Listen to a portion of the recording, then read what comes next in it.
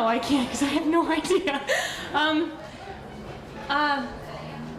I guess, the major thing, which is obvious, is that I just, through choosing things that I really wanted to do, even though people might have said, we don't think this is the best project for you to do, I didn't have much to choose from, so you sort of find what really strikes a chord and make the best of it, and it's been a wild ride, no pun intended, but it's just been amazing. It's something that nobody can gauge or guess, and you always hope that you will get to a level where you can choose projects that you're really crazy about, and I've always done that, but now I just have it on a greater scale, which is really nice.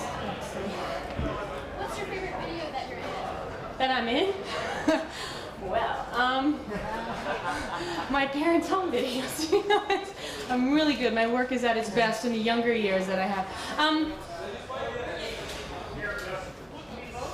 I'll get back to you. I have no idea. I haven't really watched myself on video after the film came out. I haven't gone and rented a movie of mine because I think it's a little conceited walking to Blockbuster and you're like, I want to write speed. So that's just that. I don't know yet. I'll let you know in case something comes. If I have an epiphany while I'm answering the rest of the questions, I'll let you know.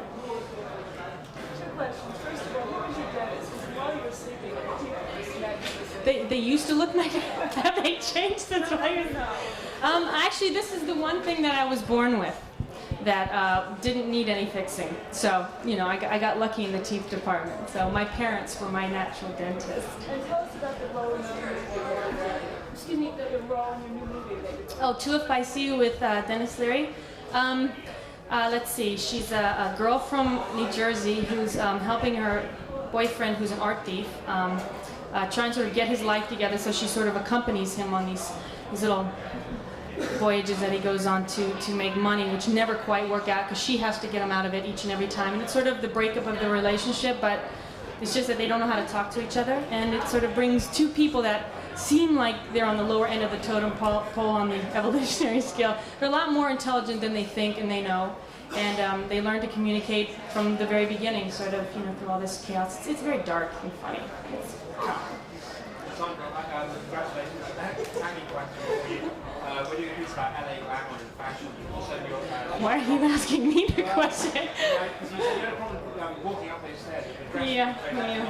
How come you chose that dress tonight? Because I tend to like things that don't attract too much attention, and this was sort of casual yet, dressy, but sort of had a little sense of humor, or, I don't know, it just fit well. Calvin Klein. You find something that just always fits you continuously, and it always seems to be Calvin Klein. So.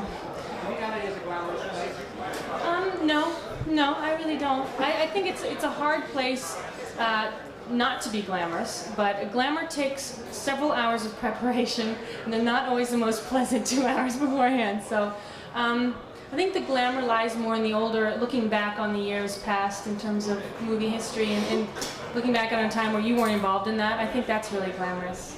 Sandra, we're working on a jazz show. Do you happen to be a fan of jazz? Slightly. It all depends on what type of jazz it is. I mean, there's so many different levels of jazz these days, whereas before there was like a basic straight jazz. You now have acid jazz. You now have more R&B incorporated into the jazz. So if the more R&B in the jazz, the more I like it. Can you name an artist you like? Jazz No, I can't.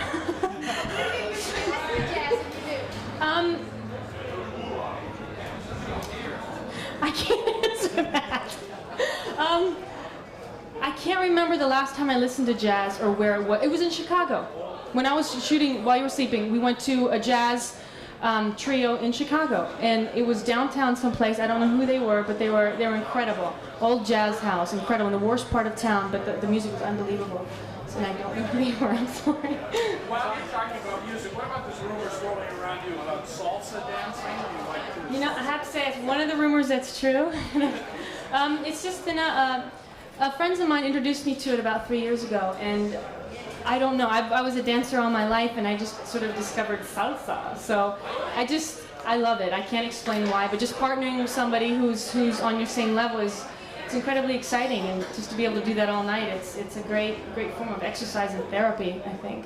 Is it true, though, that you're having trouble now, though, that you're kind of being, because of your fame, it's a little more difficult for you to go out? I haven't really been back here since all this has happened. I mean, today I just got back from Canada, so I haven't been around it. It started a little bit after Speed to change, but the place that I go to, it's a great sanctuary. They're incredibly respectful of everybody. I'm not the only person who goes there. There's a couple other well-known people who go there also who, you know, are far more known than I am. So it's a great small place. It's very family-oriented, but geared towards live Latin music and great dancing. So they keep it very pure, which is nice. Sandra, we're doing a, Thank you very much. we're doing a show on the 30th anniversary of the Beatles song yesterday. Do you have any thoughts on the song and memories associated with it? It reminds me when I was a kid in Germany, I have to say, because they played a lot of Beatles when I was there, and it's probably the first time I heard it was in Germany. So it reminds me of my childhood, I guess. Thank you. Bye. Okay, next we